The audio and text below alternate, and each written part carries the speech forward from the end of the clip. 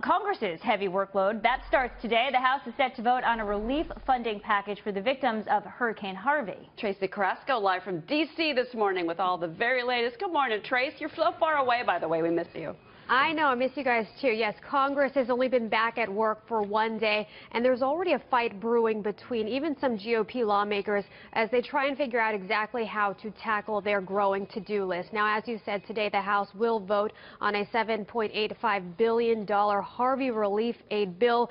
That package is expected to pass overwhelmingly. Then it will go to the Senate, where Republican leaders are expected to add legislation to increase the debt limit, beating an end of September deadline where the U.S. Treasury would essentially run out of money to pay its bills. Now, that is the proposal that Treasury Secretary Steven Mnuchin is recommending, but the move is upsetting some who oppose increasing the debt limit, want budgetary reforms and spending restrictions instead. Now, North Carolina Representative Mark Walker, he believes this is all part of a backroom deal. Now, here is what he had to say.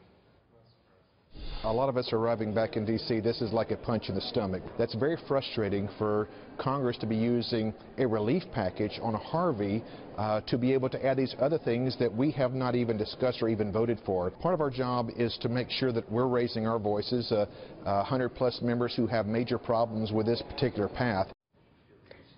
Now, how long this bill will take to clear the Senate all depends on adding that legislation, that debt limit legislation, but any objections could delay the bill past Friday, and then it still has to go back to the House for a vote. Now, this is just one fight of many that lawmakers are facing. You've got the Harvey aid, the debt limit, the government funding bill, tax reform, and now the added pressure of legalization of DACA. All of this in just a 12-day window.